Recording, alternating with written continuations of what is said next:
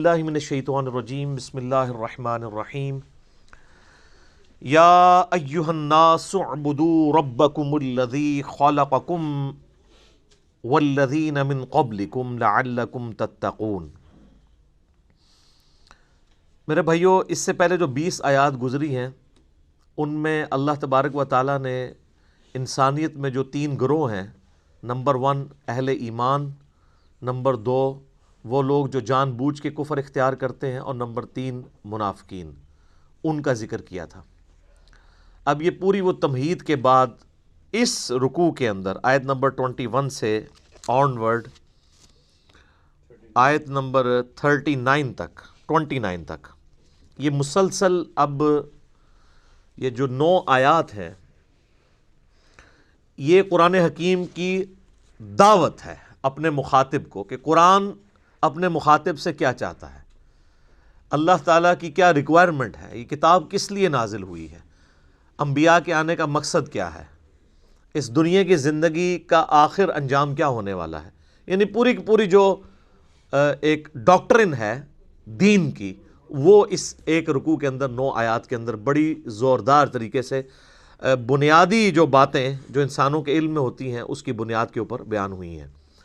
اسی لیے آپ دیکھیں اس کا خطاب، اگرچہ یہ صورت تو مدنی ہے اور مدنی صورتوں کا اسلوب زیادہ تر یا ایھا الذین آمنوا کے ساتھ ہوتا ہے، لیکن چونکہ یہ پوری انسانیت کو دعوت دی جا رہی ہے، اس لیے ان آیات کا جو سٹارٹ ہے وہ پوری انسانیت کو مخاطب کر کے ہے۔ یا ایھا الناس، اے پوری انسانیت، اے لوگو، اعبدوا ربکم،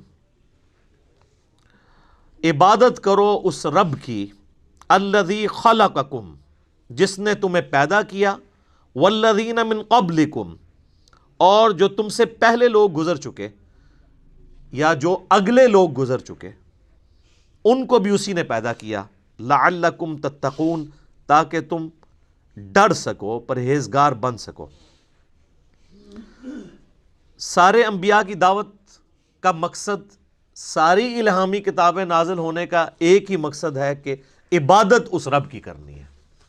اللہ کو ماننا کافی نہیں ہے بلکہ اللہ کی بھی ماننی ہے۔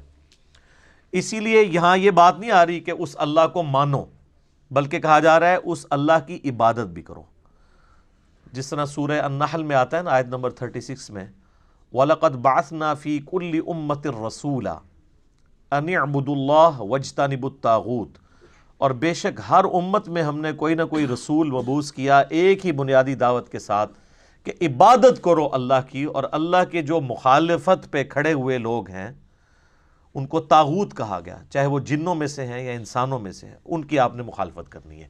یہ ساری الہامی کتابوں کی دعوت کا خلاصہ، تمام انبیاء کی دعوت کا خلاصہ ایک اللہ کی عبادت ہے۔ عبادت کہتے ہیں ٹوٹل اوبیڈینس کو، یعنی صرف اللہ کو ماننا کافی نہیں بلکہ اللہ کا مکمل تابع فرمان بننا ہے۔ اور اسی کے پیرلل میں ایک ٹرم ہے جو وقت کے پیغمبر کے لیے استعمال کی جاتی ہے، اس کو ہم کہتے ہیں اتباع۔ قل ان کنتم تحبون اللہ فاتبعونی یحببکم اللہ، اے نبی تم فرما دو کہ اگر تم لوگ یہ دعویٰ رکھتے ہو کہ اللہ سے محبت کرتے ہو تو پھر میری یعنی وقت کے پیغمبر کی اتباع کرو، پھر اللہ بھی تم سے محبت کرے گا اور تمہارے گناہوں کو بھی معاف کر دے گا۔ تو اتباع میں بھی صرف پیغمبر کو مانا نہیں جاتا بلکہ پیغمبر کی پیروی بھی اختیار ساتھ کی جاتی ہے۔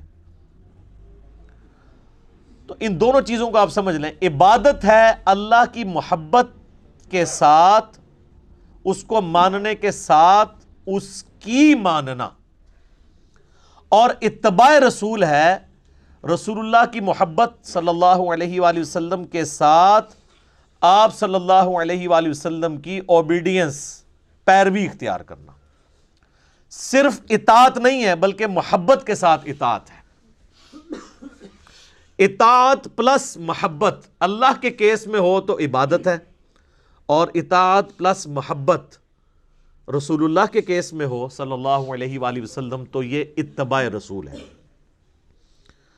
تو اے لوگو عبادت کرو اس رب کی جس نے تمہیں پیدا کیا اور تم سے پہلے جتنے لوگ ہو گزرے ہیں ان کو بھی اسی نے پیدا کیا، تاکہ تم ڈر سکو، پرہیزگاری کی روش اختیار کر سکو، یعنی اللہ کے حضور تمہیں پیش ہونا ہے۔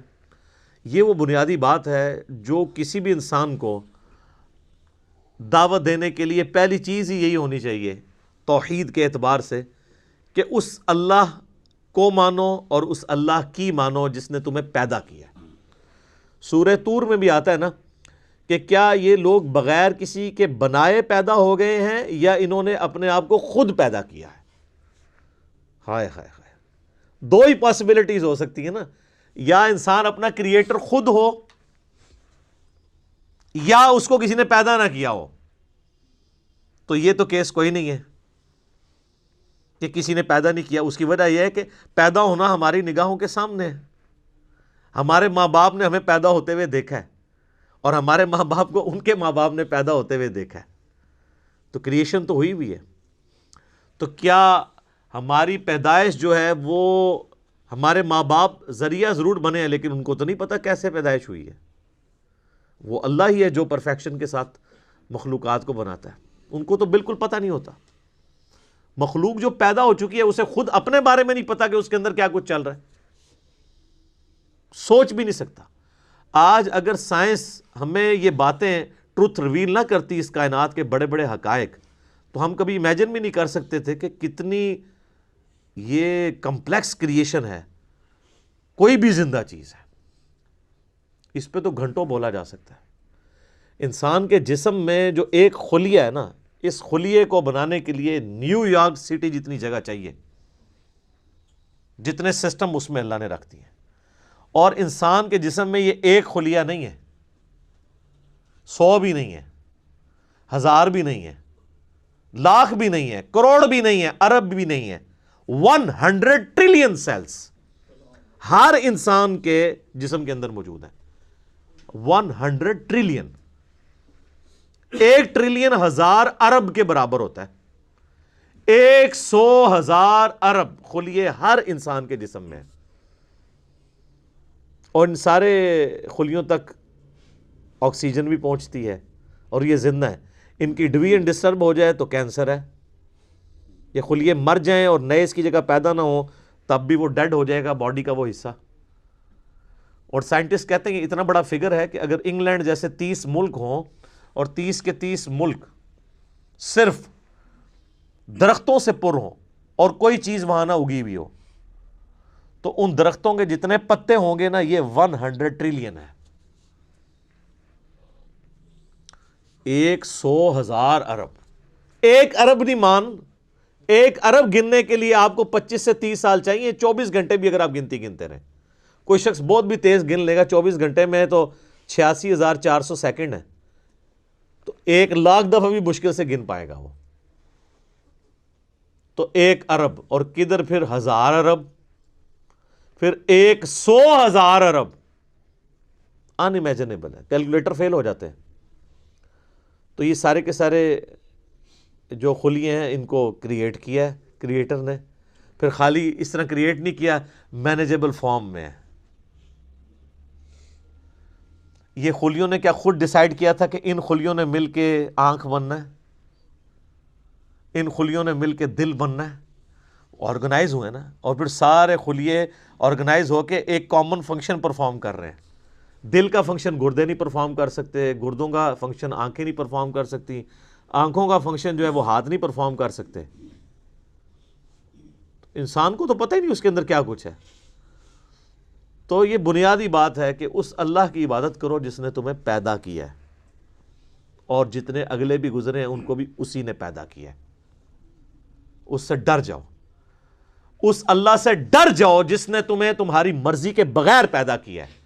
جو تمہیں تمہاری مرضی کے بغیر پیدا کرنے پر قادر ہے وہ تمہارے ساتھ کچھ بھی کرنے پر قادر ہے، اور اگر وہ تمہارے لیے کچھ ڈیسیژن کر لے گا پھر کوئی تمہیں بچا نہیں سکتا۔